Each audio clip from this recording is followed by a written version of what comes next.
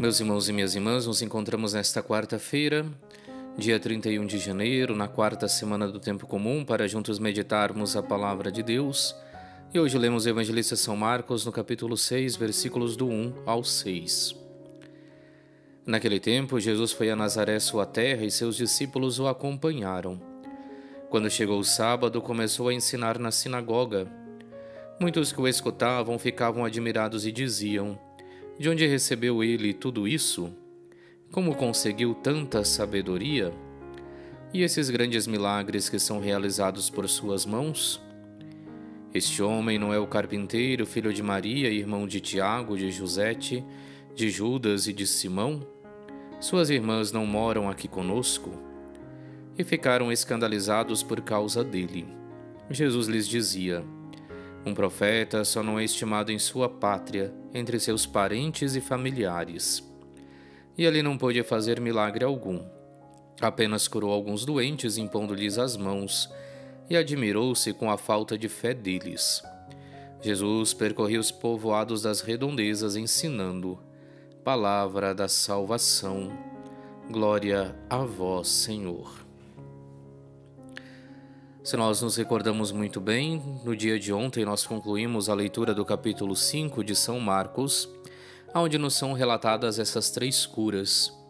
Jesus que liberta aquele homem que era possuído pela legião, na região dos Gadarenos, depois que cura a mulher hemorroíça que há 12 anos sofria desta grande hemorragia e também recupera a vida da filha de Jairo.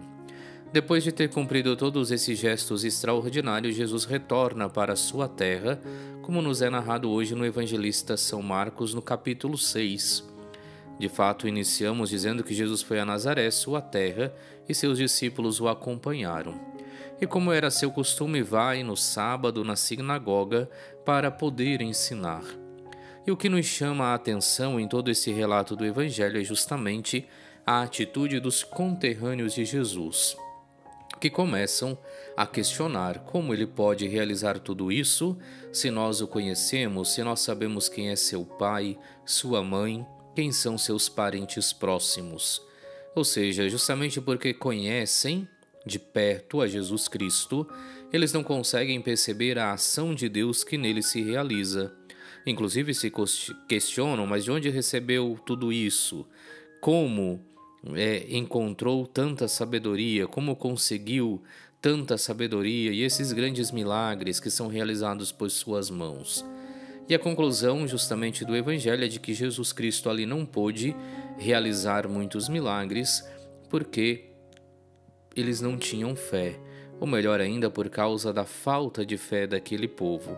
E, inclusive vemos essa célebre exclamação de Jesus Cristo que diz: um profeta só não é estimado em sua pátria, entre seus parentes e familiares. É claro, tudo isso relacionado a Jesus Cristo, mas nós poderíamos transportá-lo também para o nosso dia a dia.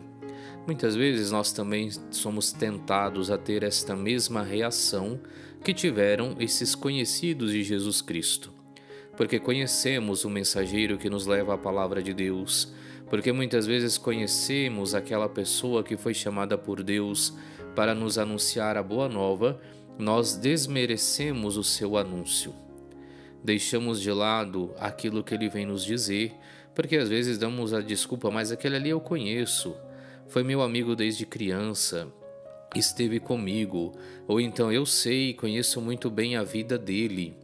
E assim às vezes nos isentamos de poder fazer a verdadeira experiência com Deus, porque Deus pode se usar de cada um de nós, pode se usar de todos, através do seu Espírito para poder anunciar a boa nova.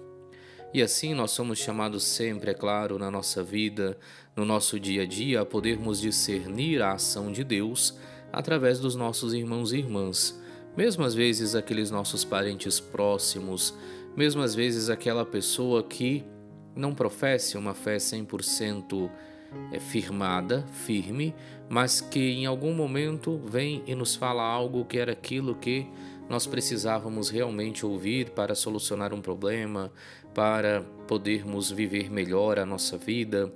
Então, o convite hoje que Jesus nos faz através desse evangelho é justamente para que estejamos atentos, para podermos perceber a ação de Deus através dos nossos irmãos e irmãs, de modo especial aqueles que foram chamados para o anúncio da Boa Nova, tal qual são os sacerdotes, tal qual são muitas vezes os coordenadores de comunidade, aqueles que coordenam alguma pastoral, um grupo de oração, são eles também chamados a ser mensageiros de Deus.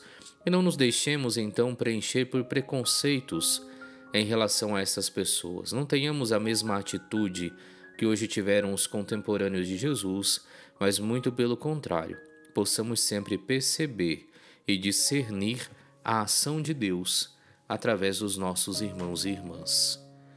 Oremos.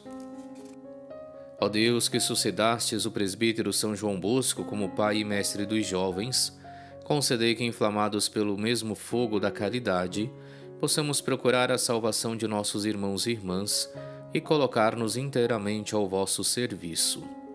Por nosso Senhor Jesus Cristo, vosso Filho, que é Deus e convosco vive e reina, na unidade do Espírito Santo, por todos os séculos dos séculos. Amém. E abençoe-vos Deus Todo-Poderoso, Pai e Filho e Espírito Santo. Amém.